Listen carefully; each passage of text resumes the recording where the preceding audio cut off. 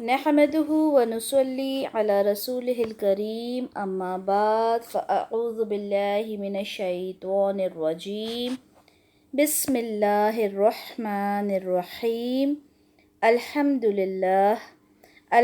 لله نحمده ونستعينه ونستغفره ونؤمن به ونتوكل عليه ونعوذ بالله من شرور أنفسنا ومن سيئات أعمالنا من يهده الله فلا مضل له ومن يضلله فلا هادي له ونشهد أن لا إله إلا الله وحده لا شريك له ونشهد أن سيدنا محمدا عبده ورسوله أرسله بالهدى ودين الحق ليظهره على الدين كله وكفى بالله شهيدا خصوصا على أفضلهم وخاتم النبيين محمد الأمين وعلى آله وصحابه أجمعين فصلى الله عليه وسلم تسليما كثيرا كثيرا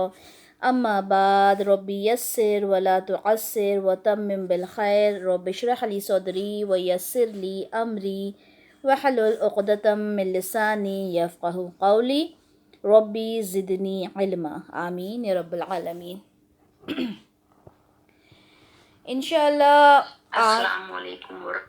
انشاءاللہ آج کی ہماری یہ کوشش رہے گی کہ آج ہماری سیرت کو جو ہم ابراہیم علیہ السلام کی سیرت پڑھ رہے ہیں اسے مکمل کر لیں، ٹھیک ہے۔ اب ہم نے ہمارے پریویس لیکچر میں ہم نے دیکھا کہ کس طرح سے ابراہیم علیہ السلام کے اوپر آزمائش کا دور چلا۔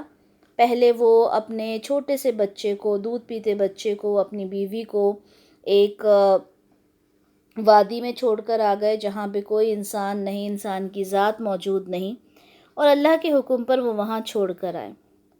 اس سے بڑی ایک اور آزمائش ان کے اوپر آئی جو ہم نے کل کے لیکچر میں دیکھا کہ ایک باپ جو اتنی عمر میں جس کو اللہ تعالیٰ نے اولاد سے نوازا، اس کے بعد جب وہ اپنے بیٹے سے دوبارہ ملنے گئے ہیں، جب بیٹا کھیلنے کودنے کی عمر کو ہو گیا، 6-7 سال کی عمر پہ پہنچا، اور ابراہیم علیہ السلام جب دوبارہ ملنے گئے ہیں تو اللہ تعالیٰ نے انہیں خواب میں یہ بتایا کہ اپنے بیٹے کو ذبح کرنا ہے۔ ایک بہت بڑی بات ایک باپ کے لیے اپنے بیٹے کو ذبح کرنا، لیکن اللہ کا حکم، اور یہی بہت بڑی سیکھ ہمیں اس سیرت سے ملتی ہے۔ اچھا، آپ لوگوں کو ایک اسائنمنٹ دے رہی ہوں میں، ایک بہت خوبصورتی کے ساتھ آپ لوگوں نے اسائنمنٹ تیار کرنا ہے۔ ایک چارٹ لینا ہے آپ لوگوں نے، ڈرائنگ کا جو ڈرائنگ شیٹ آتی ہے وہ، اور اس میں آپ لوگوں نے لکھنا ہے سیرت نبی ابراہیم علیہ السلام، ٹھیک ہے۔ اور اس میں آپ نے بہت اچھے سے اپنے کلرڈ جو پینز ہوتے ہیں، اسکیچ وغیرہ، اسے یوز کر کے سارے امپورٹنٹ پوائنٹس جتنے بھی ہیں وہ آپ نے لکھنا ہے، ٹھیک ہے۔ جیسے کس طرح سے آگ کا معاملہ ہوا، پھر اس کے بعد آپ اپنی بیوی کو چھوڑ کر آئے، بیچ میں وہاں پہ سارہ علیہ السلام والا واقعہ ہوا، ساری باتیں آپ نے بہت خوبصورتی کے ساتھ وہاں پہ مینشن کرنی ہیں، ٹھیک ہے۔ تو خیر، اب ہوا کیا کہ کس طرح سے ان کے اوپر آزمائش آئی، اور بیٹا ظاہر سی بات ہے وہ بھی نبی، اور انہوں نے بھی اپنے والد سے کہا کہ اللہ نے آپ سے جو بھی کچھ کرنے کے لیے کہا ہے آپ کر گزرے، اور اس طرح سے ابراہیم علیہ السلام نے اپنے بیٹے کو ذبح کرنے کے لیے جب اس کو لٹایا تو کیا ہوا اللہ کی طرف سے، کیونکہ یہ صرف ایک آزمائش تھی، اور وہ ایک دمبا وائٹ کلر کے دمبے میں چینج ہو گیا جو کہ جبرائیل علیہ السلام لے کر آئے تھے جنت سے۔ اب یہاں پر جب یہ ساری باتیں ہوئیں تو اللہ تعالیٰ ان سے بہت خوش ہوئے، اللہ تعالیٰ نے ان کی صفات بیان کی، ان کے بارے میں وہ ایک بہت مہمان نوازی میں بھی بہت زیادہ تھے وہ، ٹھیک ہے، اور اللہ کے کتنے فرما بردار تھے یہ ہم دیکھ چکے۔ ہم نے کل مہمان کے بارے میں اس کی فضیلت بھی دیکھی کہ مہمان کا آنا باعث برکت ہوتا ہے۔ اچھا، اب ہم آج یہ دیکھتے ہیں، یہی مہمانوں کا سلسلہ ہم آگے لے کر چلیں گے کہ وہ کون سے مہمان تھے جو ابراہیم علیہ السلام کے پاس آئے اور انہوں نے کیا بشارت دی۔ ہم شروع کرتے ہیں سورہ صافات کی آیت نمبر 112 سے. یہاں ہمیں کیا پتہ چلے گا؟ ابھی تک ہم جو یہ ذبح والا جو واقعہ پڑھ رہے تھے، یہ ہم سورہ صافات کی ہی آیات میں سے پڑھ رہے تھے. 102، 103، 104، 105 یہ ساری آیات ہم نے لائن سے پڑھی جس میں ذبح کا پورا تذکرہ موجود تھا. اب یہ ساری جب باتیں ہو گئی اور اللہ تعالیٰ نے کہا کہ ہم نے تم دونوں کو آزما لیا، ہم نے دیکھ لیا، اس کے بعد 112 میں اللہ تعالیٰ فرماتے ہیں کہ ہم نے اسے بشارت دی. کسے؟ ابراہیم علیہ السلام کو. کس کی بشارت دی؟ اسحاق علیہ السلام کی. اب یہاں پر اسحاق علیہ السلام کا تذکرہ ہمیں ملتا ہے. جب سے آپ سن رہے تھے کہ 2 شاخیں ہیں، ابھی تک ہم نے صرف ایک شاخ کو پڑھا. کیوں؟ کیونکہ ابھی تک اسحاق علیہ السلام اس دنیا میں آئے ہی نہیں تھے، یعنی سارہ علیہ السلام کی اولاد ہوئی ہی نہیں تھی. ٹھیک ہے، جیسے کہ ہم نے پہلے پڑھا کہ وہ بانجھ تھیں، ان کو اولاد نہیں ہو سکتی تھی. یہی ریزن تھا کہ انہوں نے اپنے شوہر کی شادی ہاجر علیہ السلام سے کروائی تھی. اب یہاں پر اللہ تعالیٰ فرماتے ہیں کہ ہم نے اسے بشارت دی اسحاق علیہ السلام کی، اور وہ ایک نبی ہیں، من الصالحین، صالحین نبیوں میں سے ایک وہ نبی ہوں گے. یہ بھی بتا دیا کہ اسحاق علیہ السلام یعنی آپ کی اولاد میں سے بھی نبی ہوں گے، اور اس بات کی خوشخبری دے دی گئی. کب دی گئی؟ تب دی گئی جب انہوں نے یہ کام سر انجام دیا. کون سا؟ ذبح والا. ٹھیک ہے. اچھا، اب یہ ساری باتیں ہو گئی. اب ہوا کیا کہ ابراہیم علیہ السلام کو یہ خوشخبری جب ملی، جب آپ پہنچے واپس فلسطین. یہ سارا واقعہ ہو گیا، اس کے بعد آپ فلسطین آ گئے واپس. اب جب آپ فلسطین آئے تو یہ خوشخبری والا معاملہ ہوا. یہ کیسے ہوا انشاءاللہ ہم آگے چل کر دیکھیں گے. لیکن یہاں ہم دیکھیں کہ ہم سورہ صافات پڑھتے آ رہے، ہم نے اس میں دیکھا کہ ذبح کا حکم ہوا. تو کون سی اولاد تھی ساتھ میں؟ اسماعیل علیہ السلام ساتھ میں تھے، ہے نا. انہی کو ذبح کرنے کی بات ہوئی، اور پھر اللہ تعالیٰ نے انہیں خوش ہو کر یہ بشارت دی کہ اسحاق علیہ السلام کی ہم آپ کو بشارت دے رہے ہیں. یہاں سے یہ بات کنفرم ہو جاتی ہے کہ اسماعیل علیہ السلام کو ذبح کیا جانا تھا، اور اس کے بعد بشارت دی گئی اسحاق علیہ السلام کی. یہ میں اتنا اس کو پریشرائز کر کے کیوں بول رہی ہوں یہ بات؟ کیونکہ اسرائیلی روایات جو ہیں، یہودیوں کا یہ کہنا ہے کہ جس کو ذبح کیا گیا تھا وہ اسماعیل علیہ السلام نہیں بلکہ اسحاق علیہ السلام تھے. ٹھیک ہے، ان کی سنت ہے یہ. تو ہمیں قرآن سے یہ بات معلوم پڑتی ہے، پتہ چلتی ہے کہ یہ جو سارا واقعہ ہوا تھا یہ اسماعیل علیہ السلام کے ساتھ ہوا تھا، اور اسی خوشی میں وہ جو اس کا جو انہوں نے اللہ کے لیے کسی بھی انہوں نے کچھ بھی نہیں سوچا اور اپنے بیٹے کو ذبح کرنے کے لیے تیار ہو گئے. اللہ تعالیٰ نے اسی خوشی میں ان کو یہ خوشخبری دی کہ میں آپ کو اسحاق علیہ السلام کی خوشخبری دیتا ہوں جو کہ ایک نبی ہوں گے. اچھا، اب یہ ساری باتیں ہو گئیں. ابراہیم علیہ السلام فلسطین پہنچے اور ان کی عمر تقریباً 120 سال تھی، اور سارہ علیہ السلام کی عمر کہی جاتی ہے کہ تقریباً 90 سال کے آس پاس ان کی عمر تھی. اب ہوا یہ کہ 3 فرشتے آپ کے پاس آئے. ٹھیک ہے، اور 3 فرشتے آپ کے پاس آئے، اور وہ انسانی شکل میں آئے تھے. ٹھیک ہے، فرشتے انسانی شکل میں آئے تھے کہ ابراہیم علیہ السلام ان کو نہ پہچان سکے. اچھا، الہام جو ہوتا ہے انبیاء کو، نبیوں کو جو الہام ہوتا ہے، انہیں جو باتیں پتہ چلتی ہیں انہیں صرف وہی پتہ چلتا ہے جتنا اللہ ان کو بتانا چاہتے ہیں. ایسا نہیں ہے کہ وہ نبی ہیں تو وہ انسانوں کو دیکھ کر پہچان گئے کہ یہ فرشتے ہیں، ہرگز نہیں. اللہ جتنا بتانا چاہتے ہیں نبی کو اتنا ہی پتہ چلتا ہے. نبی کوئی سا بھی نبی ہو، ٹھیک ہے، کوئی سا بھی کتنا بھی بڑا رسول کیوں نہ ہو، غیب کی بات کوئی نہیں جانتا. اللہ کے سوا غیب کی انفارمیشن، غیب کی نالج، غیب کے بارے میں کسی کو نہیں پتہ، ہاں جتنا اللہ نے بتا دیا. اسی طرح سے جب رسول اللہ صلی اللہ علیہ وسلم سے کوئی سوال کیا جاتا تھا تو آپ یہ کہتے تھے کہ آپ وحی کا انتظار کریں گے. آپ وحی کا انتظار کرتے تھے، آپ کے پاس وحی آتی تھی. یہ قرآن کیا ہے؟ یہ جو لوگ سوال کرتے تھے اس کا جواب ہی تو ہے. قریش سوال کیا کرتے تھے، مشرکین مکہ سوال کیا کرتے تھے، اور اس کے جواب میں اللہ تعالیٰ انہیں جواب دیا کرتے تھے. ان سوالوں کا جو جواب ہوتا تھا وہی آج ہمارے پاس قرآن کی شکل میں موجود ہے الحمدللہ۔ تو اللہ تعالیٰ نے ان فرشتوں کے ذریعے یہ خوشخبری سنائی۔ اب دیکھیں وہ جو فرشتے تھے وہ جا رہے تھے لوط علیہ السلام کی بستی میں عذاب کے لیے۔ لوط علیہ السلام، جیسا کہ میں نے آپ کو بتایا کہ لوط علیہ السلام آپ کے بھتیجے تھے، اور وہ جب فلسطین یہ لوگ واپس آ رہے تھے تو حاجہ علیہ السلام، سارہ علیہ السلام، ابراہیم علیہ السلام تو فلسطین آ گئے، لیکن لوط علیہ السلام چلے گئے تھے صدون کی بستیوں میں۔ انشاءاللہ اس کے بارے میں بھی ابھی میں آپ کو بتاؤں گی۔ اب وہاں پر اللہ کی طرف سے عذاب آیا اس بستی کے اوپر، اور راستے میں انہیں یہ کام دیا گیا۔ اللہ نے ان کو کہا کہ آپ نے پہلے ابراہیم علیہ السلام کو بشارت دینی ہے۔ سورہ انبیاء کی آیت نمبر 72 میں بھی ہمیں یہ بات پتہ چلتی ہے، اور ہم نے اس کو اسحاق عطا فرمایا اور یعقوب اس پر مزید، یعنی یہاں پر اللہ تعالیٰ نے پہلے ہی بتا دیا کہ ہم آپ کو ایک بیٹا دیں گے جس کا نام اسحاق ہوگا، اور بیٹا ہی نہیں بلکہ پوتے کی بھی خبر دے دی کہ یعقوب علیہ السلام، اور ہم نے ان سب کو صالح بنایا، یعنی یہ صالح بندے نیک بندوں میں سے ہوں گے۔ اس سے پہلی آیت میں ہم نے دیکھا کہ اللہ نے بتا دیا تھا کہ اسحاق علیہ السلام نبی ہوں گے، یہاں پر بتا دیا کہ اسحاق علیہ السلام، یعقوب علیہ السلام یہ سب صالح بندوں میں سے ہوں گے۔ اچھا، اس کے بارے میں ہمیں تذکرہ ملتا ہے سورہ ہود میں۔ سورہ ہود کی آیت نمبر 69 سے لے کر آیت نمبر 76 تک ہمیں یہ تذکرہ ملتا ہے۔ اور ابراہیم علیہ السلام کے پاس ہمارے فرشتے بشارت لے کر آئے، انہوں نے کہا سلامن، ٹھیک ہے، سلام کیا فرشتوں نے ابراہیم علیہ السلام کو۔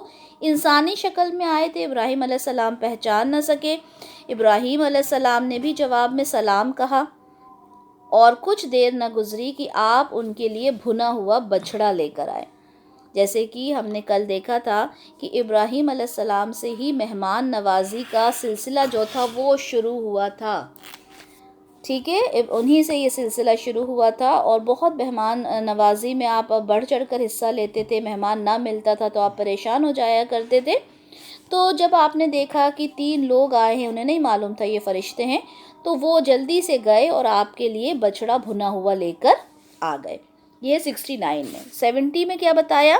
اور پھر جب آپ نے دیکھا کہ ان کے ہاتھ اس کی طرف نہیں بڑھ رہے تو آپ نے ان میں اجنبیت پائی۔ اب فرشتے تھے، فرشتے جو ہوتے ہیں وہ نور سے بنائے گئے ہیں، ٹھیک ہے، 3 مخلوق بنائی ہیں اللہ تعالیٰ نے۔ جنات ہیں ان کو آگ سے بنایا، فرشتوں کو نور سے بنایا، اور انسان کو کس سے بنایا؟ انسان کو مٹی سے بنایا، ٹھیک ہے۔ تو فرشتے جو ہوتے ہیں ان کی کوئی غذا تو ہوتی نہیں ہے، وہ کھاتے پیتے نہیں ہیں۔ اب جب ان کے سامنے ابراہیم علیہ السلام نے جب بھنا ہوا بچھڑا رکھا کھانے کے لیے تو انہوں نے ہاتھ آگے نہ بڑھایا۔ اب یہ دیکھ کر ابراہیم علیہ السلام کو تھوڑا سا خوف ہوا، اور ہوتا یہ ہے کہ کئی بار ایسا ہوتا ہے کہ کوئی دشمن قبیلے کا انسان آتا ہے تو وہ دشمن کے گھر کھانا کھانے سے تھوڑا سا پرہیز کرتا ہے۔ تو ابراہیم علیہ السلام کو ان کو تھوڑی گھبراہٹ ہوئی، انہوں نے سوچا کہ یہ کون ہیں، یہ لوگ کیوں یہاں پر آئے ہیں اور کھا بھی نہیں رہے، تو ان کی طرف سے ایک خوف محسوس کیا گیا۔ انہوں نے کہا، اب فرشتوں نے کیا کہا؟ آپ ڈریے نہیں، اصل میں تو ہم بھیجے گئے ہیں قوم لوط کی طرف۔ جب فرشتوں نے یہ دیکھا کہ ابراہیم علیہ السلام ہم سے خوف محسوس کر رہے ہیں تو پھر انہوں نے اپنا مقصد بتایا کہ آپ ڈرے نہیں، ہم اللہ کی طرف سے بھیجے ہوئے فرشتے ہیں، اور ہم قوم لوط کو عذاب دینے کے لیے یہاں پر آئے ہیں۔ پھر اب انہیں آنا تھا خوشخبری دینے۔ یہاں کیوں رکے؟ یہاں اس لیے رکے تھے کیونکہ خوشخبری دینا تھی۔ تو آیت نمبر 71 میں ہے، اور آپ کی بیوی کہیں کھڑی تھی تو وہ ہنس پڑی، تو ہم نے اسے بشارت دی اسحاق علیہ السلام کی، اور اسحاق کے بعد یعقوب علیہ السلام کی۔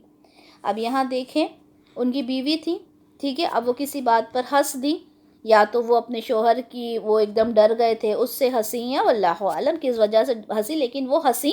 تو جو فرشتے تھے انہوں نے بتایا کہ دیکھیں ہم یہاں پر آپ کو خوشخبری دینے آئے ہیں اسحاق علیہ السلام کی، اور اس کے بعد آپ کو پوتے کی بھی خوشخبری دینے آئے۔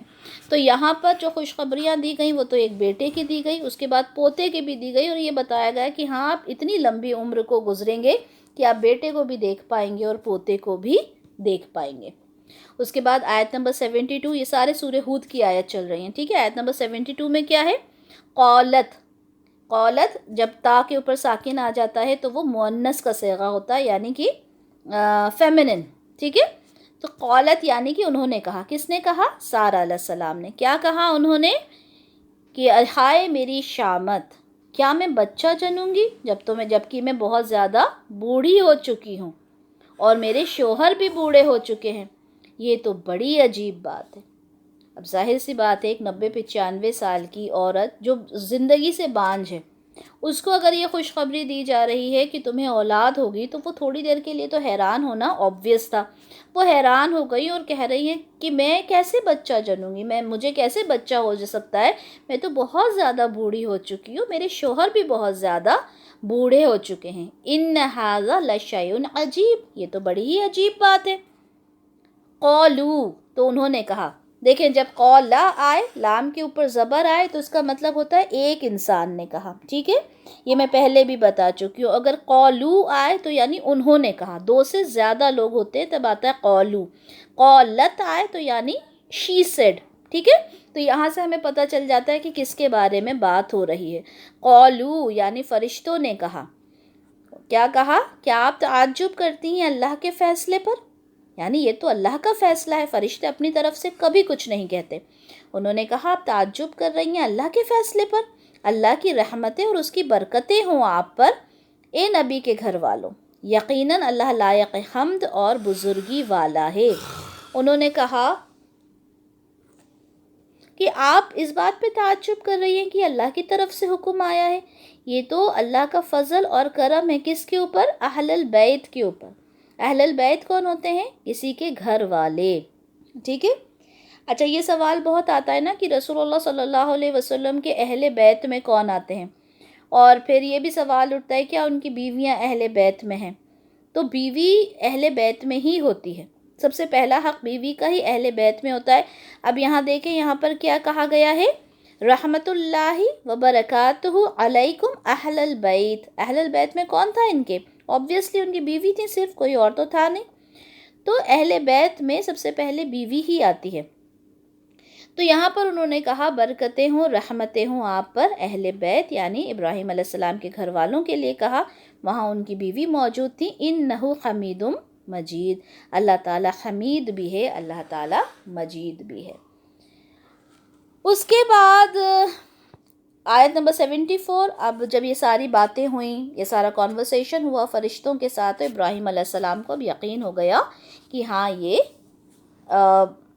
اللہ کی طرف سے بھیجے ہوئے فرشتے ہیں، کوئی اجنبی دشمن نہیں ہے جو ہمارے گھر پر آیا ہے اور اس وجہ سے وہ کھانا نہیں کھا رہے. ان کا یہ سارا وہم جو تھا اور جو خوف تھا وہ دور ہو گیا. پھر جب ابراہیم علیہ السلام کا خوف جاتا رہا، آیت نمبر 74، اور یہ بشارت بھی پہنچ گئی، تو آپ نے جھگڑنا شروع کر دیا ہم سے قوم لوط کے بارے میں. جھگڑنا شروع کر دیا مطلب آپ نے ان سے بات کرنا شروع کی کہ بھئی آپ قوم لوط کی طرف کیوں جا رہے ہیں، کیا وجہ ہے. ان ابراہیم لحلیم اواہ منیب، یقیناً ابراہیم علیہ السلام بہت ہی نرم دل انسان تھے، ٹھیک ہے، اور اللہ کی طرف رجوع کرنے والے تھے. اب آپ نے سوال کیا کہ بھئی یہ عذاب کے لیے آپ قوم لوط کی طرف کیوں جا رہے ہیں. تو فرشتوں نے کہا کہ ابراہیم علیہ السلام اس معاملے کو آپ چھوڑ دیجئے. لوط علیہ السلام کے معاملے میں اور قوم لوط کے معاملے میں آپ بالکل بھی پریشان نہ ہوں، اس کے بارے میں آپ ہم سے کوئی بات نہ کریں. آپ کے رب کی طرف سے فیصلہ آ چکا ہے، اللہ کی طرف سے فیصلہ آ گیا اور اب عذاب کے فرشتے آ چکے ہیں. تو اب تو اس معاملے میں کوئی آرگیومنٹ بچا ہی نہیں، ٹھیک ہے، اور ان پر عذاب آ کر ہی رہے گا جسے لوٹایا نہیں جا سکتا. یہ بات کنفرم ہو چکی ہے کہ قوم لوط کے اوپر عذاب آنا ہی ہے اور ان کو اب بچایا نہیں جا سکتا. تو یہاں پر یہ ساری بشارت اسحاق علیہ السلام کی دے دی گئی، یعنی اسحاق علیہ السلام اس دنیا میں آئیں گے. اور یہ بشارت کیسے دی گئی کہ جب وہ جو فرشتے تھے جب وہ پہنچ رہے تھے کہاں پہ، لوط علیہ السلام کی جو قوم تھی وہ بہت زیادہ بے حیائی پر اتر آئی تھی، اللہ کے احکام کو نہیں مان رہی تھی. اس کو عذاب دینے کے لیے جب فرشتے آئے تو راستے میں وہ ابراہیم علیہ السلام کے پاس آئے، انہیں بشارت دی. یہ بات ہمیں سورہ ذاریات میں بھی ملتی ہے، آیت نمبر 24 میں، کہ آپ کے پاس ابراہیم علیہ السلام کے معزز مہمانوں کی خبر پہنچی. کون ہے یہ معزز مہمان؟ یعنی فرشتے. اللہ تعالیٰ رسول اللہ صلی اللہ علیہ وسلم سے یہ بات کہہ رہے ہیں کہ آپ کو ان فرشتوں کے بارے میں پتہ چلا؟ کیا پتہ چلا؟ جب وہ اس کے یہاں داخل ہوئے تو انہوں نے سلام کہا، اس نے بھی جواب میں سلام کہا اور کہا کہ یہ تو اجنبی ہیں۔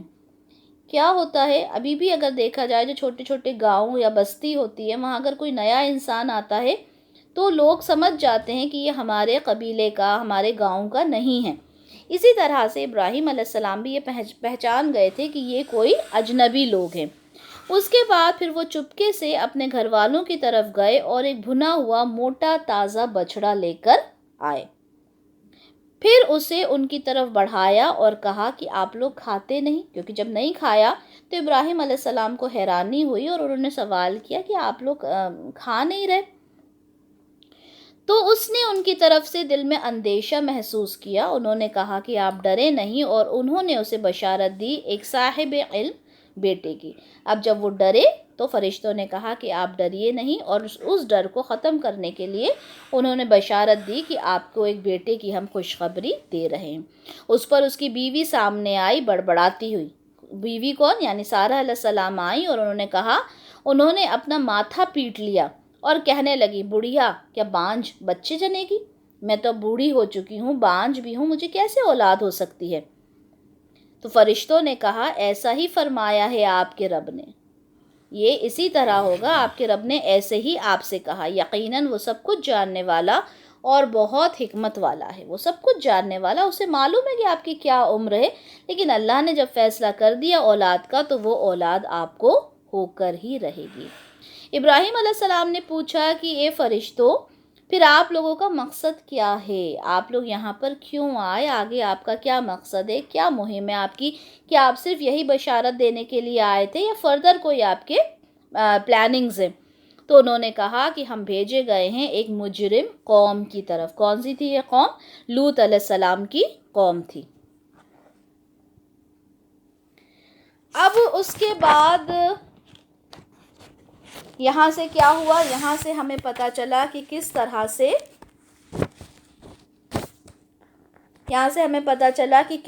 سے جو ابراہیم علیہ السلام ہیں ان کو دوسرے بیٹے کی بشارت دے دی گئی۔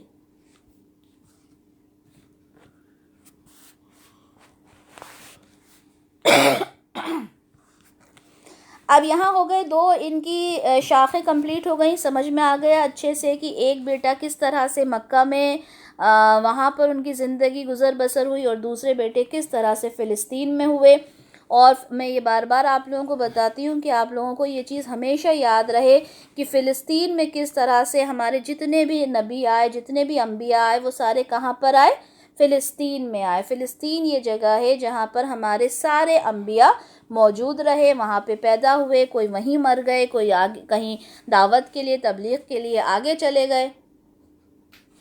تو یہ اسی طرح سے یہ چیز آگے ہوئی۔ ہم نے دیکھا کہ اگر ہم مکہ کی بات کریں تو وہاں پر صرف اور صرف اسماعیل علیہ السلام تھے۔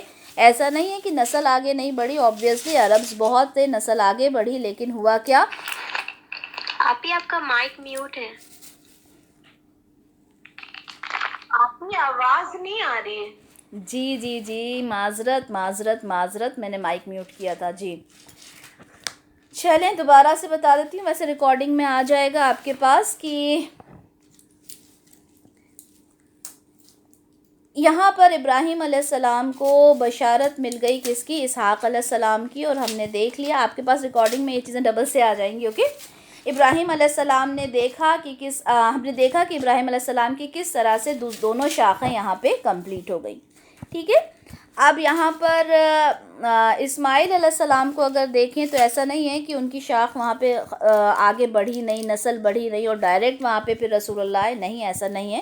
3000 سال کا وقفہ تھا، 3000 گزرے تھے، لیکن ان 3000 سال میں کوئی نبی وہاں پر نہیں آیا تھا، اس لیے انہیں امی قوم کہا جاتا تھا۔ ہم سب جانتے ہیں نا کہ رسول اللہ صلی اللہ علیہ وسلم کی جو بعثت ہوئی تھی وہ امیین قوم میں ہوئی تھی، انہیں امی کہا جاتا تھا، یعنی ان پڑھ، الٹریٹ، ٹھیک ہے، پڑھا لکھا نہ ہونا۔ تو اس سے کیا مراد تھی کہ وہ قوم ایسا نہیں تھا، اس میں تو بڑے بڑے شاعر گزرے تھے، اور یہی معجزہ تھا کہ قرآن کو اگر ہم دیکھتے ہیں تو وہ ہمیں ایک شاعرانہ انداز میں نظر آتا ہے کیوں؟ کیونکہ اس زمانے میں شاعری بہت چلتی تھی. تو ایسا نہیں ہے کہ وہ ان پڑھ تھے، لیکن کوئی آسمانی کتاب ان کے پاس نہیں آئی تھی، اسی وجہ سے انہیں امیین قوم کہا جاتا تھا. یہاں اگر ہم بات کریں فلسطین کی، تو فلسطین میں اگر ہم دیکھیں تو نبی در نبی در نبی در نبی یہاں پر گزرتے رہے. 1.25 نبی ہیں جو کم و بیش ہمارے پاس آئے ہیں، جن کا نام ہمیں نہیں پتہ، لیکن ہمیں حدیث سے ملتا ہے کہ 313 رسول اور 1.25 قریب نبی ہیں جو اس دنیا میں آئے تھے. اب اس کے بعد ہم دیکھتے ہیں کہ کعبے کی تعمیر جو ہم جانتے ہیں کہ ابراہیم علیہ السلام اور اسماعیل علیہ السلام کے تھرو ہوئی تھی، تو وہ کیسا ہوا اسے دیکھتے ہیں. صحیح بخاری کی حدیث ہے 3364. اب یہ 3364 میں آپ لوگوں کے ساتھ پہلے بھی شیئر کروا چکی ہوں، ٹھیک ہے. اب یہاں دیکھتے ہیں کہ ہوا کیا کہ ہم نے پہلے پڑھا تھا کہ اسماعیل علیہ السلام جب بڑے ہوئے تو جو قبیلہ جرہم تھا وہاں آپ کا نکاح کروا دیا گیا، اور پھر اس کے بعد آپ کی والدہ کا انتقال بھی ہو گیا، اور ابراہیم علیہ السلام جو تھے وقتاً فوقتاً آپ کے پاس آتے رہتے تھے اور آپ سے ملتے رہتے تھے، ٹھیک ہے. کئی سال میں آتے تھے، آپ سے ملتے تھے. جیسے اب یہ ذبح والا معاملہ ہوا تھا تب آپ سے ملے تھے. اچھا، اب اسماعیل علیہ السلام کو پھر ایک بار یاد آئی اور آپ اپنے جو چھوڑا ہوا گھر تھا اس سے ملنے آپ آئے. اسماعیل علیہ السلام جب شادی ہو چکی تھی، ان کی شادی شدہ تھے، آپ آئے. اسماعیل علیہ السلام گھر پر نہیں تھے، اور ابراہیم علیہ السلام نے دیکھا کہ اسماعیل علیہ السلام کی بیوی وہاں پر موجود تھی. انہوں نے پوچھا کہ اسماعیل کہاں پر ہیں، اسماعیل علیہ السلام کے بارے میں معلوم کیا، تو بیوی نے کہا کہ وہ روزی کی تلاش میں کہیں گئے ہیں، ٹھیک ہے، کچھ معاش کے لیے، روزی روٹی کے لیے کہیں گئے ہیں. تو ان سے پوچھا کہ ٹھیک ہے تمہارا معاش وغیرہ، معاش یعنی جو ذریعہ ہوتا ہے کھانے پینے کا، روزگار کا، تو انہوں نے پوچھا آپ کا معاش وغیرہ کیسا چل رہا ہے بیوی سے. دیکھیں یہاں پر پھر ایک اور بات ہمیں پتہ چلتی ہے کہ اگر کوئی آپ سے پوچھے کہ آپ کیسے ہو تو آپ نے کیا کہنا چاہیے کہ الحمدللہ، ٹھیک ہے. یہ نہیں کہنا چاہیے کہ میں بہت پریشان ہوں اور رونے لگ جائیں. اگر آپ سے کبھی بھی کوئی پوچھے کہ آپ کیسے ہو تو آپ کو الحمدللہ کہنا چاہیے. اب یہاں پر ابراہیم علیہ السلام نے اپنی بہو سے پوچھا کہ بھئی معاش وغیرہ تمہارا کیسا چل رہا ہے، تو انہوں نے کیا کہا، حالت اچھی نہیں ہے، بڑی تنگی سے گزارا ہو رہا ہے، اور بہت ساری شکایتیں کرنا شروع کر دیں. ابراہیم علیہ السلام نے کہا کہ اچھا، جب تمہارے شوہر آئے ان سے میرا سلام کہنا، اور کہنا کہ وہ اپنے دروازے کی چوکھٹ بدل دیں. بات پوری نہیں کی، بس اتنا کہا کہ جب وہ آئے تو کہنا کہ دروازے کی چوکھٹ بدل دیں. اچھا، اسماعیل علیہ السلام جب واپس آئے تو انہوں نے پوچھا کیا کوئی آیا تھا یہاں پر، تو ان کی بیوی نے کہا کہ ہاں ایک بزرگ آئے تھے اور آپ کے بارے میں پوچھ رہے تھے، تو میں نے بتا دیا کہ آپ باہر گئے ہوئے ہیں. تو اسماعیل علیہ السلام نے پوچھا کہ کچھ انہوں نے پوچھا، تو ان کی بیوی نے کہا کہ ہاں گزر بسر کا پوچھا، اور میں نے بتا دیا کہ بڑی مشکل سے ہمارا تو گزر بسر ہو رہا ہے. اسماعیل علیہ السلام نے کہا کہ اچھا تمہیں کوئی نصیحت دی انہوں نے، تو ان کی بیوی نے کہا کہ ہاں انہوں نے مجھ سے کہا کہ آپ کو سلام کہوں اور کہوں کہ اپنے دروازے کی چوکھٹ بدل دو. اب انہوں نے کیا کیا، انہوں نے کہا کہ وہ جو آئے تھے وہ میرے والد تھے اور وہ مجھے حکم دے گئے ہیں کہ میں تم سے جدا ہو جاؤں، یعنی تم سے طلاق لے لوں، اب تم اپنے گھر جاؤ. اچھا، یہاں پر ایک بات ہوتی ہے کہ لوگ یہ کہتے ہیں کہ اگر باپ آپ سے یہ کہے کہ اپنی بیوی کو طلاق دے دو تو اسے طلاق دے دو، ایسا نہیں ہے. یہاں پر یہ دیکھیں کہ ہر باپ ابراہیم علیہ السلام جیسا نہیں ہوتا اور ہر بیٹا اسماعیل علیہ السلام جیسا نہیں ہوتا، ٹھیک ہے. اور یہاں پہ ریزن بھی دیکھیں کہ کس وجہ سے انہوں نے طلاق دینے کے لیے کہا، کہ وہ ناشکری تھی، اللہ کا شکر ادا نہیں کرتی تھی، اس وجہ سے وہ یہ کام بول کر گئے. ایسا نہیں ہے کہ کسی کی بیوی بہت اچھی ہے اور کسی کے والد بول دیں کہ بھئی طلاق دے دو اور بیٹا اٹھ جائے کہ یہ تو ابراہیم علیہ السلام کی سنت ہے، اسماعیل علیہ السلام کی سنت ہے اور میں تمہیں طلاق دیتا ہوں. ہرگز ایسا نہیں ہے، ٹھیک ہے، کیونکہ ہر باپ ابراہیم علیہ السلام کی طرح نہیں ہوتا، اور پھر اس کے ریزنز ہوتے ہیں، اس کے پیچھے ایک پورا بیک گراؤنڈ ہوتا ہے. اب ابراہیم علیہ السلام کی بات سن کے اسماعیل علیہ السلام نے انہیں طلاق دے دی، اور بنی جرہم کے ہی قبیلے کی دوسری عورت سے شادی کر لی۔ جب تک اللہ کا حکم ہوا، جب تک اللہ کو منظور ہوا، ابراہیم علیہ السلام وہاں نہیں آئے۔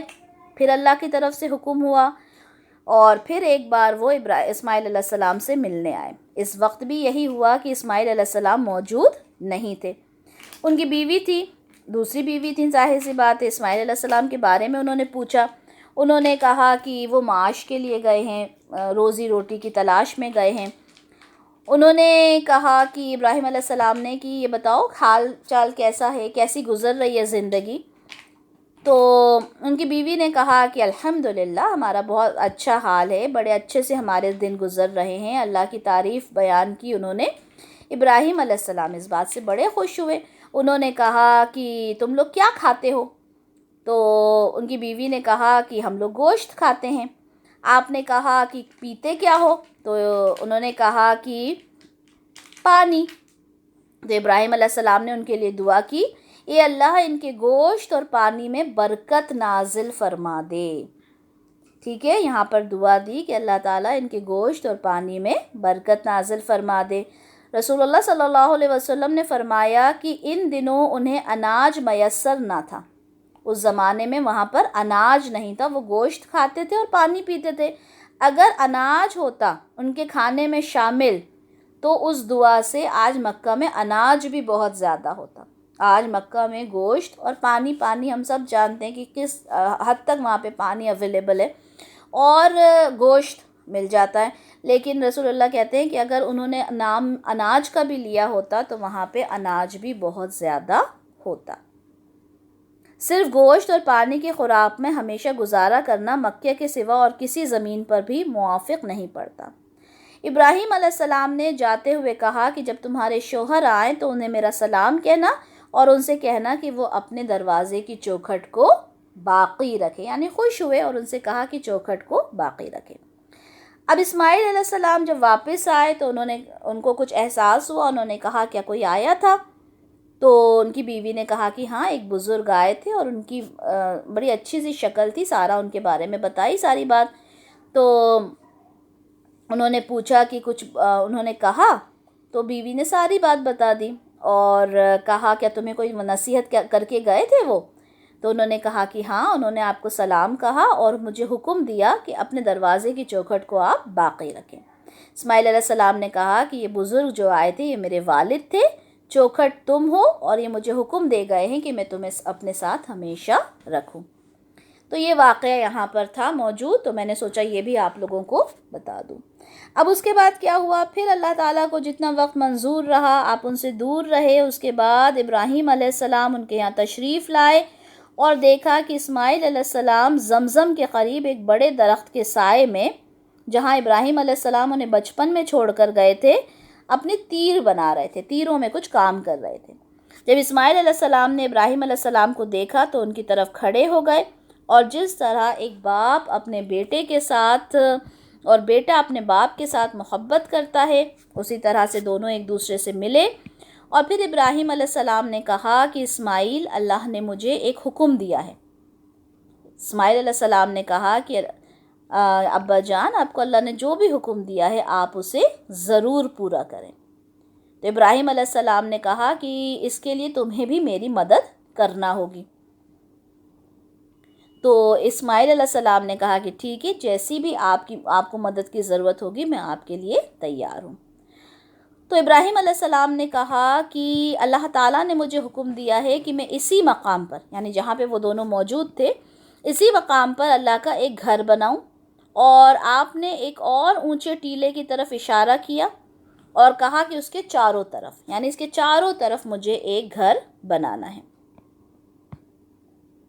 اور پھر دونوں نے بیت اللہ کی بنیاد پر، جو بنیاد آلریڈی موجود تھی، وہاں پر عمارت کی تعمیر کرنا شروع کر دی۔ اسماعیل علیہ السلام پتھر اٹھا کر لاتے، ابراہیم علیہ السلام اس سے تعمیر کرتے، یعنی دونوں نے اس کی تعمیر میں، اس کے کنسٹرکشن میں وہ کام کیا۔ ابراہیم علیہ السلام وہاں پہ پتھر رکھتے جاتے تھے، اسماعیل علیہ السلام اٹھا کے پتھر لاتے جاتے تھے۔ جب دیواریں بلند ہو گئیں تو اسماعیل علیہ السلام یہ پتھر لائے اور ابراہیم علیہ السلام کے لیے اسے رکھ دیا اب ابراہیم علیہ السلام اس پتھر پر کھڑے ہو کر تعمیر کرنے لگے۔ اسماعیل علیہ السلام پتھر دیتے جاتے اور دونوں یہ دعا پڑھتے جاتے۔ کیا دعا پڑھتے تھے؟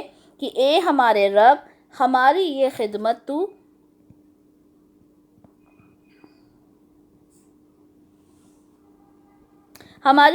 تو قبول کر لے، بے شک تو بڑا سننے والا اور جاننے والا ہے۔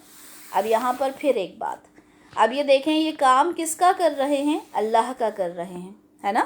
لیکن اس کے باوجود کیا کہہ رہے ہیں؟ اللہ سے کہہ رہے ہیں کہ اللہ تعالیٰ ہمارے اس کام کو قبول فرما لے۔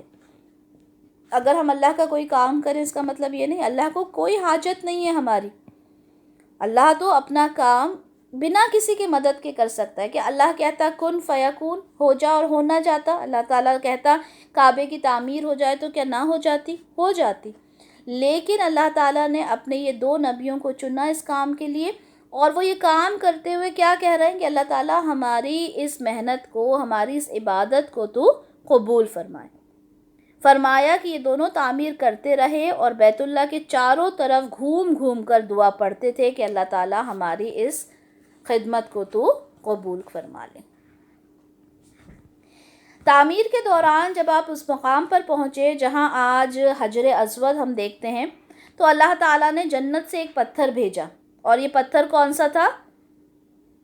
حجر اسود تھا، جو وہاں پہ تعمیر کرنے کے لیے بھیجا گیا۔ کہا جاتا ہے کہ یہ پتھر بہت ہی زیادہ سفید تھا، دودھ سے زیادہ سفید، لیکن انسان جب اسے چھوتا ہے، اس کو بوسہ دیتا ہے، تو اس کی جتنے بھی گناہ ہوتے ہیں ان گناہوں کی وجہ سے وہ جو پتھر ہے وہ کالا پڑ گیا۔ ٹھیک ہے؟ اچھا، جب وہ دیواریں جو تھیں جب انسانی قد کے برابر ہو گئی، تو اسماعیل علیہ السلام جب ان کے کھڑے ہونے کے لیے، میں نے ابھی آپ کو بتایا تھا، ایک پتھر لے کر آئے تھے۔ ابراہیم علیہ السلام جب اس پتھر پر کھڑے ہوئے تو وہ ننگے پاؤں تھے۔ اسی وقت پتھر جو تھا، پتھر کے اوپر ابراہیم علیہ السلام کے پیروں کے جو نشانات تھے وہ وہاں پر آ گئے۔ ٹھیک ہے، نقش ہو گئے، جو ہم آج دیکھتے ہیں مقام ابراہیم جب ہم دیکھتے ہیں وہاں ہمیں دکھتا ہے کہ ابراہیم علیہ السلام کے پیروں کے نشانات ہمیں نظر آتے ہیں۔ اچھا، یہاں پر ایک بات بتا دوں میں کہ وہاں پر بدعت بہت ہوتی ہے۔ ہم دیکھیں وہاں پہ اللہ تعالیٰ نے جیسے پورا حکم دیا ہے عمرہ کا، کہ طواف کے ہمیں جو کعبہ ہے اس کا ہمیں طواف کرنا ہے، چکر لگانا ہے، ٹھیک ہے، صفا مروہ ہے اس کی سعی کرنا ہے، حجر اسود ہے اس کو بوسہ دینا ہے، ٹھیک ہے، جس پر حضرت عمر فاروق رضی اللہ عنہ نے کہا تھا کہ حجر اسود تو ایک پتھر ہی ہے، اگر میں اپنے رسول کو تجھے چومتے ہوئے نہ دیکھتا تو تجھے کبھی نہ چومتا۔ یعنی وہ صرف ایک پتھر ہے، اس سے زیادہ کچھ نہیں ہے، لیکن وہ اللہ رسول کی سنت ہے۔ تو یہ بھی ہمیں حکم ملا ہے اللہ اور اللہ کے رسول کی طرف سے۔ لیکن مقام ابراہیم کا ہمیں کیا حکم ملا ہے؟ کہ اس کی سیدھ میں ہمیں نماز پڑھنا ہے، اس کو چومنے کا، اس کو طواف کرنے کا ایسا کوئی ہمیں حکم نہیں ملا۔ تو اگر جو لوگ وہاں پہ جاتے ہیں، ٹھیک ہے، یا آپ کی طرف سے اگر کوئی عمرہ کرنے جاتا ہے، حج کرنے جاتا ہے، ان کو یہ چیز ضرور بتائیں کہ اگر آپ اسے چومتے ہو، ٹھیک ہے، اس کا طواف کرتے ہو، اسے بوسہ دیتے ہو، تو وہ بدعت ہے، کیونکہ اس کے بارے میں ہمیں کہیں سے کچھ بھی نہیں ملتا۔ ہمیں کیا ملتا ہے؟ ہمیں جو چیزیں بتائی گئی ہیں ہمیں صرف اس پہ ہی عمل کرنا ہے، ٹھیک ہے۔ تو وہ جب ابراہیم علیہ السلام تعمیر کر رہے تھے، اس پتھر پہ کھڑے ہوئے، اور اس پتھر پہ کھڑے ہو کر آپ نے تعمیر کی، اور آپ کے پیروں کے نشان وہاں پر موجود تھے۔ سورہ بقرہ کی آیت نمبر 125 میں ہمیں پتہ چلتا ہے کہ ابراہیم علیہ السلام نے اس گھر کو، اللہ تعالیٰ نے کہا کہ ہم نے اس گھر کو قرار دے دیا لوگوں کے لیے زیارت کی جگہ۔ ہم کیوں زیارت کرنے جاتے ہیں؟ ہم کیوں اس کو دیکھتے ہیں؟ ہم کیوں اس کی عبادت کرتے ہیں؟ کیونکہ اللہ نے حکم دیا ہے سورہ بقرہ کی آیت نمبر 125 میں کہ ہم نے اس گھر کو لوگوں کے لیے زیارت کی، اجتماع کی، اجتماع کہتے ہیں جمع ہونے کی جگہ کو، اجتماع اور زیارت کی جگہ بنا دیا، اور اسے امن کا گھر قرار دیا۔ کسی کی اتنی ہمت نہیں ہے کہ وہاں پہ کوئی فساد کرے، ٹھیک ہے۔ اب آپ دیکھیں لاکھوں کا مجمع ہوتا ہے، لاکھوں کا، تمام لوگ ایک ہی جگہ۔ عمرہ میں تو پھر بھی کوئی کبھی جاتا ہے کوئی کبھی، لیکن حج کے ٹائم کیا ہوتا ہے؟ دنیا کا تمام مسلمان، کتنا لاکھوں میں جو مسلمان ہوتے ہیں، حج کا تو ایک ہی وقت مقرر ہے، لیکن وہاں آپ کبھی نہیں سنیں گے لڑائی جھگڑے کے بارے میں۔ کیوں؟ کیونکہ یہاں اللہ تعالیٰ فرما رہے ہیں کہ ہم نے اسے امن کا گھر قرار دے دیا، اور ہم نے حکم دیا کہ مقام ابراہیم کو اپنی نماز پڑھنے کی جگہ بنا دیں۔ تو مقام ابراہیم کے بارے میں ہمیں یہاں مل جاتا ہے کہ اسے اپنی نماز پڑھنے کی جگہ بنائے. اب دیکھیں یہاں پہ کوئی بوسہ، کوئی طواف کا تذکرہ ہمیں نہیں ملتا، بلکہ اسے نماز پڑھنے کی جگہ بنا دیں. جب ہمارا طواف کمپلیٹ ہوتا ہے تو کیا کرتے ہیں؟ مقام ابراہیم کی سیدھ میں 2 رکعت نماز پڑھی جاتی ہے صحیح کرنے سے پہلے، ہے نا.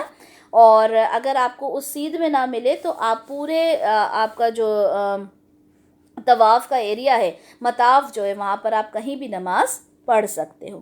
آگے اللہ تعالیٰ فرماتے ہیں ہم نے حکم دیا تھا ابراہیم علیہ السلام اور اسماعیل علیہ السلام کو کہ تم دونوں میرے اس گھر کو پاک رکھو طواف کرنے کے لیے. ٹھیک ہے، یعنی پاکی آبویسلی وہاں پہ بہت زیادہ ضروری ہے. یہ پاکی صرف اوپری پاکی کی بات نہیں ہے، بلکہ اپنے دل کو بھی صاف رکھنا ہے.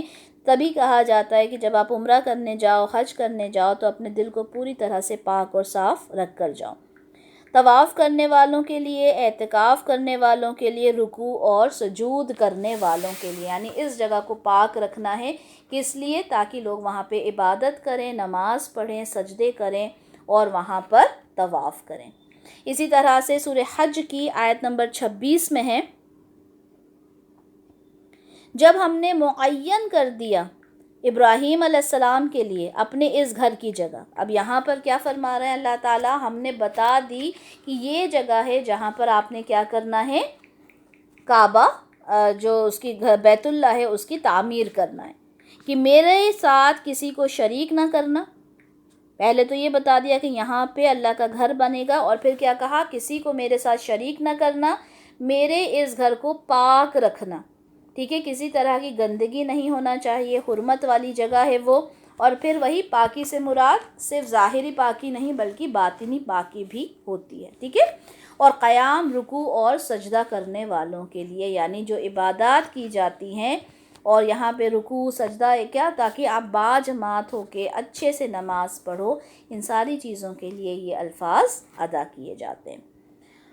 اس کے بعد سورہ آل عمران کی 96 میں ہمیں کیا ملتا ہے؟ یقیناً پہلا گھر جو لوگوں کے لیے بنایا گیا تھا، یہ میں آپ لوگوں کو پہلے بھی بتا چکی ہوں، سب سے پہلا گھر جو بنایا گیا تھا وہ بیت اللہ ہی تھا. ٹھیک ہے، جو کہ مکہ میں ہے، برکت والا ہے، ہدایت کا مرکز ہے تمام جہانوں کے لیے. سورہ آل عمران کی 97 میں ہے، اور اس میں بڑی واضح نشانیاں ہیں جیسے مقام ابراہیم. یہاں پھر مقام ابراہیم کے بارے میں آیا کہ یہاں پہ بڑی واضح نشانیاں ہیں جیسے کہ مقام ابراہیم، اور جو بھی اس میں داخل ہو جاتا ہے امن میں، اور جس نے کفر کیا تو وہ جان لے کہ اللہ بے نیاز ہے تمام جہان والوں سے. تو یہاں پر بھی بتا دیا کہ جو مقام ابراہیم ہے یہ اللہ کی نشانیوں میں سے ایک نشانی ہے. آبویسلی ایک انسان کے پیر آج تک الحمدللہ موجود ہیں جنہیں ہم دیکھتے ہیں، تو یہ نشانی ہے اللہ کی طرف سے. اور جو بھی اس میں داخل ہو جاتا ہے وہ امن میں ہوتا ہے، کوئی لڑائی جھگڑا دنگا فساد نہیں ہوتا، اور وہاں پہ جا کے کفر تو بالکل بھی نہیں کرنا. اللہ تعالیٰ کہتے ہیں وَمَن کَفَرَ، جس نے کفر کیا، فَإِنَّ اللَّهَ غَنِيٌّ عَنِ الْعَالَمِينَ. اس کے بعد سورہ بقرہ کی آیت نمبر 126 میں کیا فرمایا کہ اللہ تعالیٰ نے دعا یاد کروائی رسول اللہ صلی اللہ علیہ وسلم کو، کہ کیا دعا کی تھی؟ دعا کی تھی ابراہیم علیہ السلام نے کہ اے میرے پروردگار اس گھر کو امن کی جگہ بنا دیجئے، یہاں پر آباد ہونے والوں کے لیے. کون تھے آباد ہونے والے؟ یہ دعا کب کی تھی انہوں نے؟ جب ان کے بیٹے کو وہ وہاں پہ چھوڑ کر گئے تھے، اور انہوں نے اللہ سے دعا کی کہ اللہ تعالیٰ یہاں پہ جتنے لوگ رہیں گے، کیونکہ ظاہر سی بات ہے اپنے بیٹے کو چھوڑ کے جا رہے تھے، تو اللہ تعالیٰ ان کے لیے اس جگہ کو آباد بنا دے، پھلوں کا رزق عطا کر دے، اور جو کوئی ان میں سے ایمان لائے اللہ پر اور آخرت پر. اب دیکھیں یہاں پر بھی کیا بات آ گئی؟ جو اللہ اور اللہ کے رسول پر جو اللہ پر اور آخرت پر ایمان لے کر آئے گا، اس کے لیے کہا گیا کہ اس کو رزق، اس کو برکات عطا کر دیجیے. اللہ تعالیٰ نے فرمایا اور تمہاری اولاد میں سے جو کفر کرے گا تو اس کو بھی میں دنیا کی چند روزہ زندگی کا ساز و سامان دوں گا. کتنی بڑی بات! اللہ تعالیٰ کہہ رہے ہیں کہ جو کفر کرے گا، میری باتوں کو نہیں مانے گا، ایسا نہیں کہ میں دنیا میں اسے کچھ نہیں دوں گا. ہم دیکھتے ہیں مشرک ہیں، کافر ہیں، اللہ کو مانتے ہیں، نہیں مانتے ہیں، اللہ تعالیٰ ہر انسان کو نوازتا ہے، اللہ تعالیٰ ہر انسان کو دیتا ہے، کھاتا ہے، پیتا ہے، اولادیں بھی دیتا ہے. اللہ تعالیٰ کہہ رہا ہے کہ جو کفر کرے گا میں اس کو بھی دنیا میں دوں گا. پھر اسے کشاں کشاں لے جاؤں گا جہنم کے عذاب کی طرف۔ کسی کو دنیا میں بہت خوش و خرم دیکھیں تو یہ نہ سوچیں کہ اللہ تعالیٰ اس سے بہت خوش ہے، ہرگز نہیں۔ اللہ بہتر جانتا ہے کہ اس کے کیا معاملات ہوں گے، ہم ڈیسائیڈ کرنے والے کوئی نہیں ہوتے۔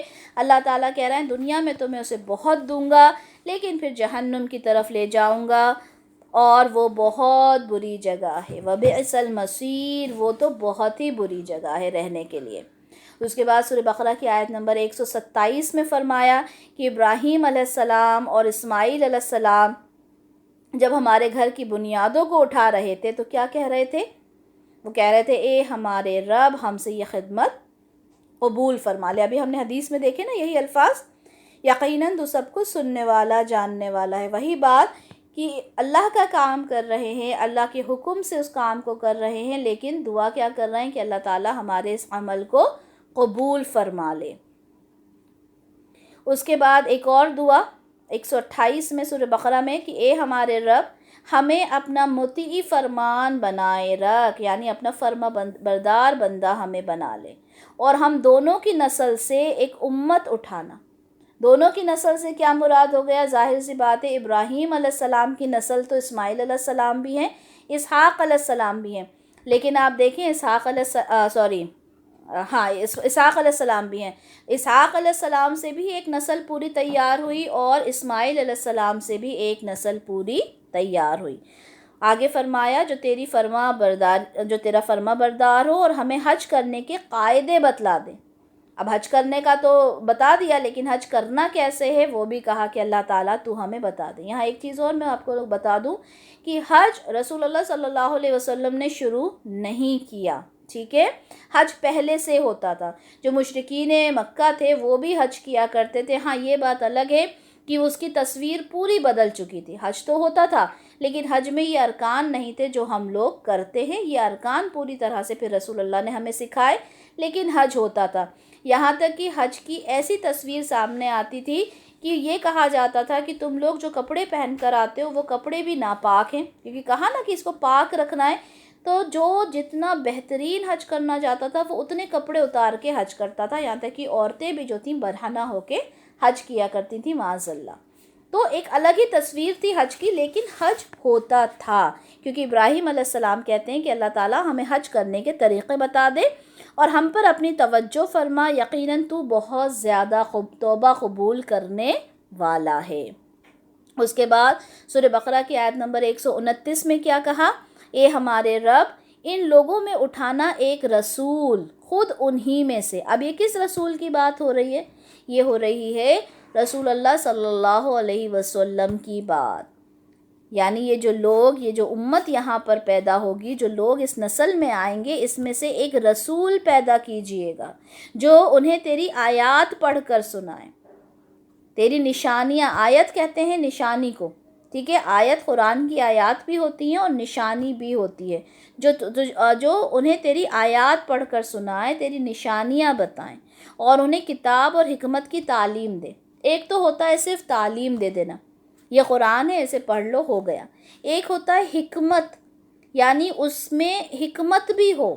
اب آپ دعا دیکھیں، دعا کے الفاظ دیکھیں، جو آیات پڑھ کر بھی سنائے، ٹھیک ہے، اور کتاب اور حکمت کی بھی تعلیم دے۔ اس کتاب میں جو لکھا ہے، اس کے جو احکام ہیں، ان کے اندر کی جو ڈیپتھ ہے، جو انٹینسٹی ہے، اللہ تعالیٰ وہ بھی انہیں سکھانا، اور ان کو پاک کرے اور انہیں پاک بھی کرے، یعنی ایسا رسول دے جو آپ کی آیات تو پڑھ کر سنائے، انہیں حکمت بھی سمجھائے، انہیں پاک بھی کرے، یعنی حلال حرام ہر چیز ان کو سمجھائے۔ تو ہی زبردست اور کمال حکمت والا ہے۔ ابراہیم علیہ السلام کی ایک اور دعا سورہ ابراہیم کی آیت نمبر 35 میں ہے۔ ابراہیم علیہ السلام نے کہا اے میرے رب، اس شہر کو بنا دے امن کی جگہ۔ پھر وہی بات، امن کی جگہ بنا دے اور بچائے رکھ مجھے اور میری اولاد کو کہ اس سے ہم بتوں کی پرستش کریں۔ یہاں پہ دعا کر رہے ہیں کہ اللہ تعالیٰ ہمیں بت پرستی سے بچا کے رکھیے۔ تو یہاں پر ہم نے دعائیں دیکھی، ٹھیک ہے، وہ دعائیں جو انہوں نے کی تھی۔ اس کے بعد جب کعبہ تیار ہو گیا تو اس کے بعد اللہ تعالیٰ نے حکم دیا ابراہیم علیہ السلام کو کہ آپ نے اعلان کرنا ہے لوگوں کو حج پر آنے کے لیے. ابھی ہم نے دیکھا نا کہ انہوں نے دعا کی کہ اللہ تعالیٰ ہمیں حج کے جو قواعد ہیں، جو ارکان ہیں، وہ بھی سکھا دیں. اب اللہ تعالیٰ نے سورہ حج کی آیت نمبر 27 میں انہیں حکم دیا کہ اب آپ لوگوں کو بلائیں اور لوگوں میں حج کی منادی کر دو. اللہ تعالیٰ کہہ رہے ہیں لوگوں میں حج کی منادی کر دو، آئیں گے آپ کے پاس لوگ پیدل بھی اور بڑی لاغر اونٹنیوں پر بھی، جو پہنچیں گی دور دراز گہری وادیوں میں سے ہو کر. کس کی ہمت ہے کہ کوئی کچھ کر سکے؟ ہم اتنی دور بیٹھ کر، ٹھیک ہے، آج بھی اگر ہمیں حج کے لیے جانا ہے، ٹھیک ہے، ہم جہاں بھی کہیں رہتے ہیں وہاں سے ہمیں پہلے، اگر ہم ڈومیسٹک میں ہیں تو ہمیں فلائٹ لے کے جانا پڑے گا، دہلی، ممبئی، جہاں سے بھی ہمیں فلائٹ لینی ہے، پھر وہاں سے ہمیں اتنے گھنٹے، 5-6 گھنٹے کا سفر کرنا ہوگا، تب جا کر آج کے دور میں بھی کتنا مشکل ہے. پھر ہم جدہ اتریں گے، جدہ سے پھر ہم بائی روڈ جائیں گے، تب کہیں جا کر ہم مکہ پہنچیں گے. لیکن جو لوگ پیدل جاتے تھے تو ان کے لیے سوچیں وہ سفر کتنا لمبا ہوتا تھا. لیکن اللہ تعالیٰ کہہ رہے ہیں کہ بس آپ نے آواز لگانی ہے، لوگ چلتے ہوئے آئیں گے، کوئی پیدل آئے گا، کوئی اونٹنیوں پر آئے گا، کیسے بھی آئے گا، لیکن وہ حج کے لیے آئے گا. کس کی ہمت ہے یہ کرنے کی؟ کسی کی نہیں سوائے اللہ کی. اللہ نے حکم دیا اور یہ کام ہو گیا. کہتے ہیں کہ جب اللہ کی طرف سے منادی کا حکم آیا تو ابراہیم علیہ السلام نے کہا کہ اللہ تعالیٰ یہ کیسے ممکن ہے؟ میں یہاں کھڑے ہو کر آواز دوں اور دنیا تک آواز پہنچ جائے؟ یہ تو پاسبل نہیں ہے. تو اللہ تعالیٰ نے کہا کہ تم آواز لگاؤ، پیغام کو پہنچا دینا ہمارا کام ہے. اور اس طرح لوگوں تک یہ پیغام پہنچا اور لوگوں نے اس پر لبیک کہا.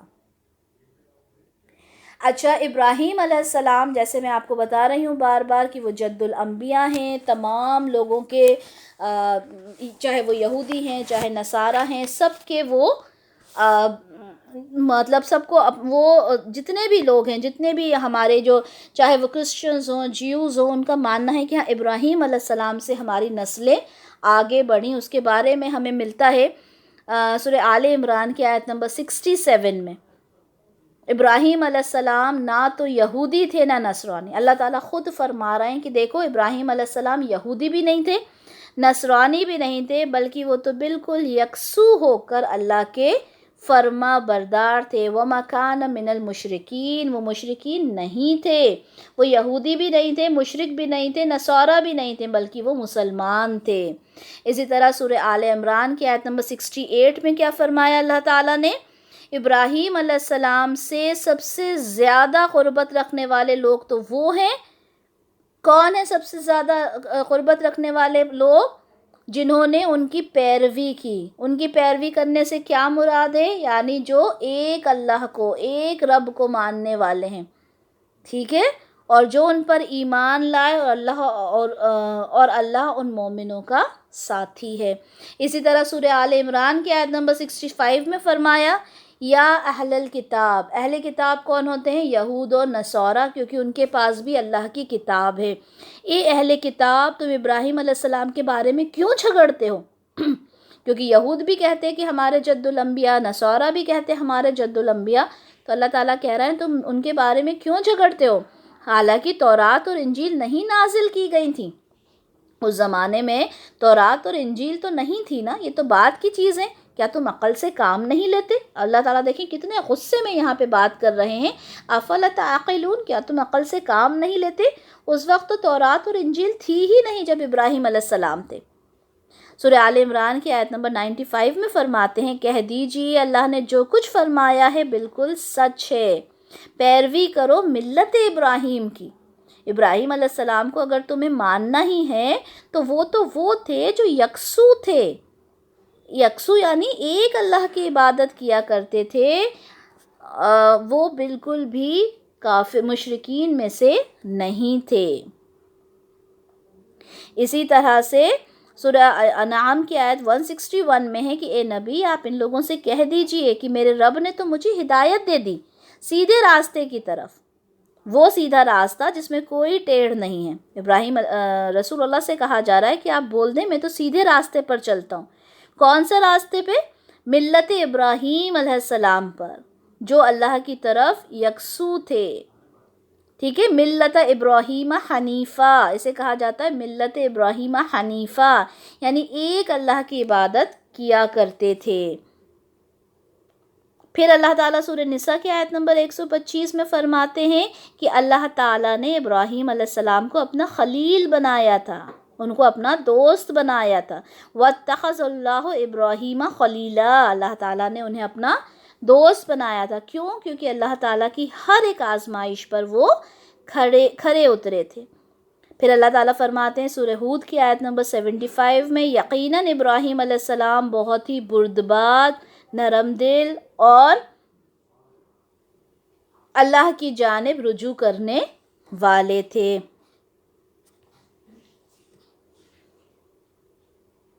ایک جگہ فرمایا سورہ مریم میں کہ وہ صدیقین نبی تھے، سچے نبی تھے، اللہ کی بات کو ماننے والے تھے۔ تو یہاں پر ہم نے دیکھا الحمدللہ کہ ابراہیم علیہ السلام کے تعریف میں اللہ تعالیٰ نے کئی جگہ قرآن میں تذکرہ کیا۔ اب یہاں پر ایک چیز اور بتا دوں، میں نے آپ کو 2 بیویوں کے اور ان کے بچوں کے بارے میں بتا دیا۔ جب میں نے آپ لوگوں کے ساتھ جینیولوجی ڈسکس کی تھی، دین آئی ٹولڈ یو کہ ان کی ایک بیوی اور تھی، ان کا تذکرہ ہمیں زیادہ کہیں نہیں ملتا، لیکن ہاں ان کی ایک بیوی تھی قطورہ، اور ان سے ان کی 6 اولادیں تھیں۔ زیادہ کا تذکرہ تو نہیں معلوم، لیکن ان کے ایک بیٹے تھے جس کا نام تھا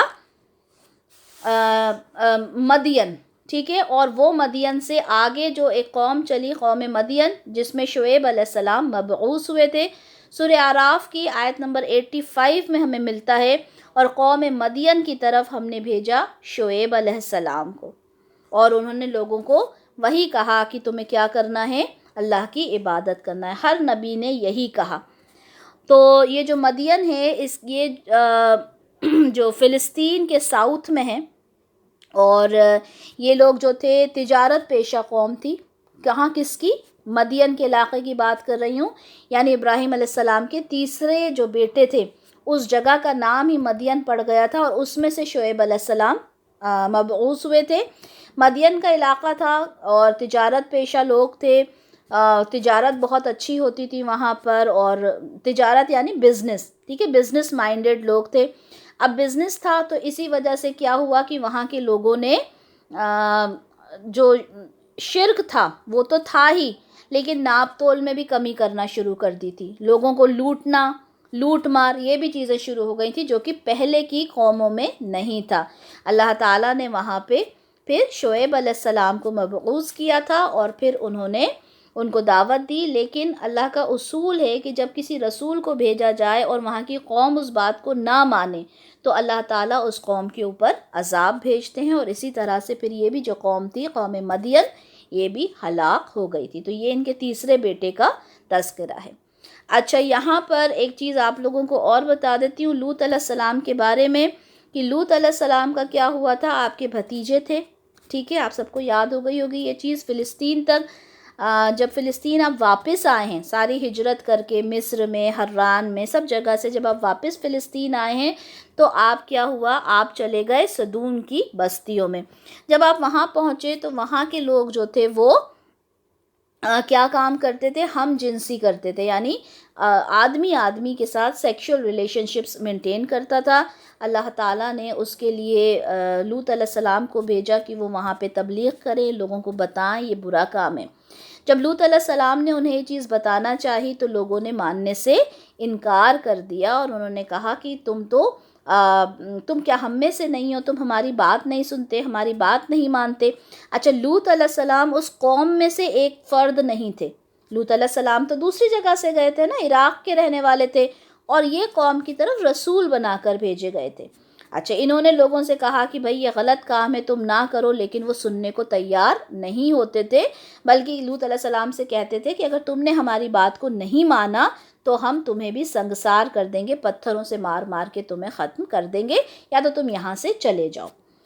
لوط علیہ السلام نے اللہ سے دعا کی تھی، اور پھر اللہ تعالیٰ نے ان فرشتوں کو بھیجا تھا جن فرشتوں کا تذکرہ ہم نے ابھی پڑھا تھا۔ یہ فرشتے خوبصورت لڑکوں کی شکل میں گئے تھے، ٹھیک ہے، کیونکہ جیسا عذاب دینا ہوتا ہے اسی حساب سے اللہ تعالیٰ فرشتوں کو بھیجتے ہیں یا عذاب کو بھیجتے ہیں۔ جب وہ وہاں پہ پہنچے، لوگوں کو خبر ہوئی کہ خوبصورت 3 لڑکے آئے ہیں، تو بے حیائی کا یہ عالم تھا کہ وہ سب ٹوٹ پڑے ان فرشتوں کے اوپر۔ یہ دیکھ کر لوط علیہ السلام بڑے گھبرائے اور بڑے شرمندہ ہوئے، انہیں جب تک نہیں معلوم تھا کہ یہ فرشتے ہیں۔ انہوں نے کہا کہ یہ میرے مہمان ہیں، کم سے کم ان کے اوپر تو رحم کرو، بیٹیاں ہیں ہماری، ٹھیک ہے، یا تو ان کی خود کی بیٹیوں کے بارے میں کہا یا پھر کہا کہ جو لڑکیاں ہیں اس قوم کی وہ تمہارے لیے سوٹیبل ہیں، یہ تم کیوں لڑکوں کی طرف مائل ہوتے ہو۔ انہوں نے ان کی بات نہ سنی تو فرشتوں نے کہا کہ آپ بالکل ٹینشن نہ لیں، ہم اللہ کی طرف سے بھیجے ہوئے فرشتے ہیں، اور ان سے کہا کہ آپ ہجرت کر جائیں، یہاں سے چلے جائیں، اور یہ پوری بستی کے اوپر عذاب آئے گا۔ کہا جاتا ہے لوط علیہ السلام کی صرف 2 بیٹیاں تھیں جو ان پر ایمان لے کر آئی تھیں، وہ ان کے ساتھ چلی گئیں، یہاں تک کہ لوط علیہ السلام کی جو بیوی تھی وہ بھی ان کے اوپر ایمان نہیں لائی تھی، اور وہ بھی وہیں پہ اسی بستی میں ہلاک ہو گئی تھی۔ جب لوط علیہ السلام وہاں سے چلے گئے تو کیا ہوا، لوط علیہ السلام کے جانے کے بعد اللہ تعالیٰ نے پوری کی پوری بستی کو پلٹ دیا۔ اب دیکھیں اللہ تعالیٰ جب کرنے پر آتا ہے تو کیا کچھ نہیں کرتا۔ اللہ تعالیٰ نے پوری کی پوری بستی کو پلٹ دیا، جو ڈیڈ سی ہم کہتے ہیں، پوری کی پوری بستی جو تھی وہ پلٹ دی گئی، وہاں پہ کوئی بھی نام لیوا نہیں بچا۔ اس طرح سے لوط علیہ السلام کی قوم کے اوپر بھی عذاب آیا تھا، اور یہ سب ہم قرآن میں پڑھتے ہیں۔